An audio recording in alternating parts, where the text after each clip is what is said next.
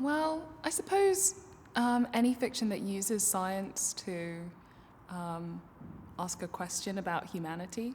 I think a lot about when I was studying neuroscience, we'd have like philosophical questions like if you put your brain in a vat and your body could look at your brain, is your brain you or is your body you? And that's the kind of question that like is great for a science fiction story. And yeah, I have noticed some writers saying that it should be things that can't happen, but I personally don't think so. I think exploring how the technology we have today impacts our lives in a really personal way is also like good fiction. Oh, I mean, I suppose maybe like a scientific perspective. It's probably a different collection of abilities, like reasoning, language capabilities, but also maybe imagination and creativity, as well as things like sort of memory, like being able to recall things and understand things. So, yeah.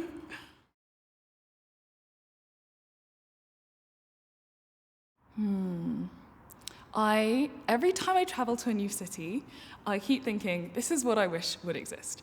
An implant in our brain that is kind of like a map, allows us to see a map overlaid on a city.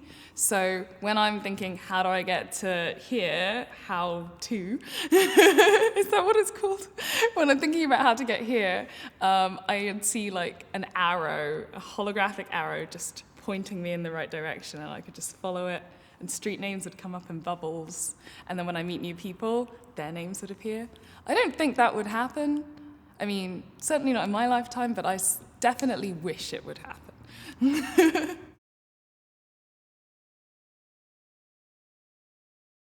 I mean, I suppose there's the fact of just the process. Lots of writers talk about how the internet is, on one hand, amazing because anytime I think, oh, what did, I don't know, this president say in this particular speech? I can Google it and find it within 5 minutes. That's amazing. That's such a great resource for a writer. But then there's also the constant distraction, the fact that I'm not sure our brains in their current form are capable of absorbing all of the information that we constantly have coming at us. And I definitely find distraction can be a real, it's a real prohibitive problem. And that comes from the internet, I suppose. So there's that. But then it feels like readers, you have a way sort of more intimate relationship with readers than I suppose writers could have in the past. Now, as soon as I go to an event, a reader can tweet at me and say something, or people from around the world can send me messages about times they've read my book, and it's pretty amazing. It sort of feels like time travel, and that's sort of the magic that we've achieved with literature already, but like I can be aware of it when people message me. So, yeah.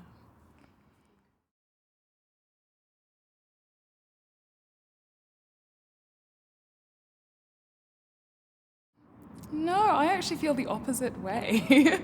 Like, why don't we have flying cars yet? And why don't we have like more renewable energy? There's a lot of times when I'm studying something for a piece of fiction I want to write, and I'll think, oh, well, wouldn't it be great if you could, I don't know, clone these cells to make meat, or if you could create a hoverboard. And you find that the technology oftentimes exists for something like this, but isn't widely used for all sorts of technological and engineering reasons, and sometimes political reasons. So I definitely think maybe 50 years ago when people imagined this millennium, they might have imagined it a bit more futuristic.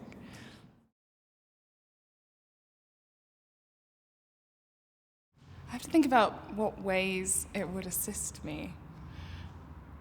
I mean, obviously, as a writer, the thought of an AI doing any of the writing is kind of horrifying. So, certainly not that.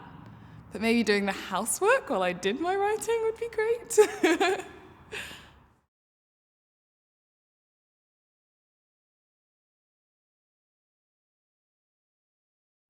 maybe the beats, like Allen Ginsberg, his poetry. I could definitely imagine an AI coming up with like amazing sort of mind-bending metaphors, and I'd love to see it.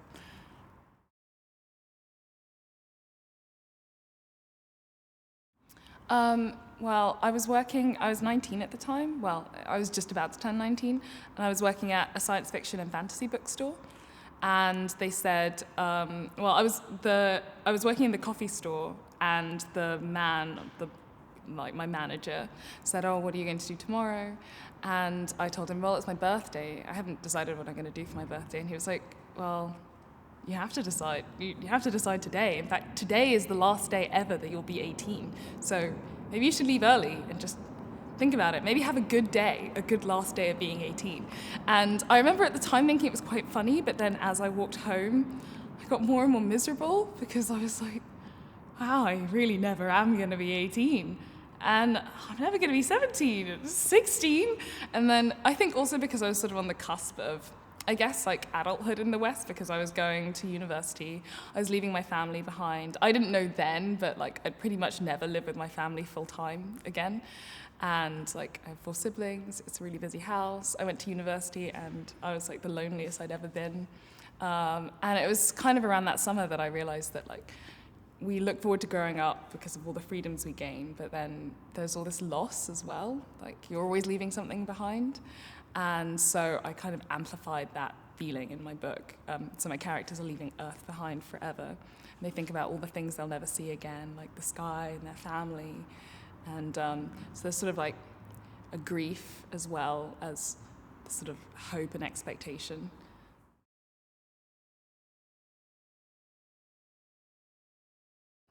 I suppose things like medical diagnosis. I think one of the great things I suppose about like that AI is good for is like pattern recognition.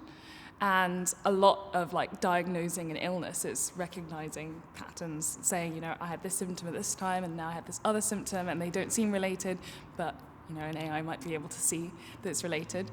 And in our current form, access to doctors, I mean, doctors are hugely expensive, but it would be great if we had like a diagnostic tool that was widely available for people who maybe don't have access to doctors, or before you even go to a doctor that directs you somewhere. So, yeah, I'd like that.